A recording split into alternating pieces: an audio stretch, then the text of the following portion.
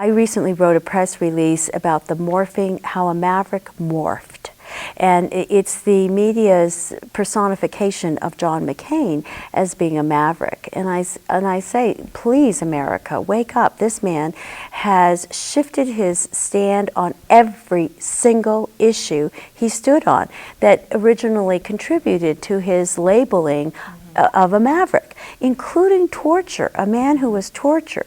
And he, together with Lindsey Graham, for legal reasons, knew this administration couldn't continue this charade of that they didn't engage in torture when they quite clearly had. And John Warner, the three Republicans in 2006 stood up to the president and said, no, you can't continue down this path. And they were pulled into the White House for a 2 or 3 hour meeting. They were released, and soon thereafter, John McCain stamps the 2006 Military Tribunal Acts, and off we go, down that path. If I may say, there's an excellent book on how we got here from there by Jane Mayer, who writes often for The New Yorker on Guantanamo. It's called The Dark Side. She doesn't talk about torture per se, but she talks about how it started and how the contributing enabling forces within the Office of the Vice President and elsewhere, the Justice Department, John Yoo and others, the accumulation of it was sort of a cascade of actions. So here we are, in fact, in violation of the Geneva Conventions. Right, and the only way that they could safeguard the administration was by passing an act that said we are going to retroactively give you immunity from engaging in activities that were in violation of international law. So these are very serious issues that this administration has engaged in, and back to the maverick, this was issue number one. Issue number two, he stood against the huge tax cuts, which Greenspan has just recently, in recent days, said is totally irresponsible. There's no way that you could sustain these continued tax cuts in the face of everything that is going on financially in our nation. And now McCain is standing up and saying, I will do everything in my power to make sure that we continue with these tax cuts. We've got this, we have the abortion rights issue, the reproductive issues that McCain had stood in favor of, saying we have to protect women by safeguarding these procedures and this law, and now he says our Roe v. Wade is flawed and we have to pull the plug on that. I mean, it just goes on and on and on. Yet the media continues to portray this man as if he is a maverick. And this is what is so disingenuous to me, is that you have a media that is not benefiting the American public by thoroughly evaluating and explaining what has gone on and before. And so let's tie this back into what's happened to you.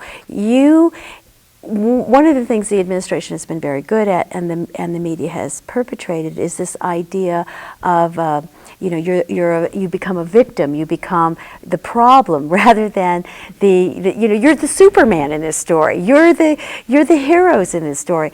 Yet the ability to say these things, and let's talk about some of the interviews that you feel have been particularly damaging in that they don't allow you to tell the story that needs to be told, or focus on what has really happened, and they go off in different directions. Oh, that's a reporter's job, is to try to get you to say something that catch you in a moment of very candid, or something that will make news for them. When I finally was able to speak for myself, when my book came out in October of last year, October 2007, it was the first time that I was able to speak for myself. And after so many people speaking about me or writing about me or for me, and it felt really good to be able to say, finally, here's my story. This is what happened to me. When I sat down to write my book, I thought about it in terms of, if I had a friend and I would say, you got a couple hours and sit down, let me tell you the story. And that's how I wrote it. I didn't try to do any self-censoring or anything, although I was, of course, cognizant of that I could not reveal any sources or methods, as the CIA calls it, be very careful of not jeopardizing any operations that were ongoing. So I wrote, of course, with that in the back of my mind. But it was quite a relief, finally, to be able to speak for myself and directly rebut some of these accusations. I find it interesting that the supporters of this administration had a diametrically opposed view of me. On one hand, I was a glorified secretary, nothing more than a desk jockey, I've been called. On the other hand, apparently I was so important and did such secretive work that the fact that I cannot acknowledge any agency affiliation prior to January 2002 because it's national security. So, you know, I didn't say that it was, that they had worked out a good story, but these are some of the things that were out there. And I've been speaking all over the country over the last year. I particularly enjoy speaking to college groups because these are the next generation that are coming up. It is so, I always emphasize that what happened to me is not a Republican issue. It is not a Democratic issue. Right. It's an issue of our national security. And this is why it should matter to you and why you should take care and know your issues. And I always urge, particularly when I'm speaking before university groups, despite my own personal experience, I ask them to consider public service as they go ahead. I used to say a career on Wall Street is so much more lucrative, although, you know, in the last 2 days that might not, I'll have to change that wording a little bit. But the point is that the public service has its own rewards. It sounds a little bit corny, but there is something to serving something bigger than yourself. When I joined the CIA, I did so because I thought, what a great way to serve my country.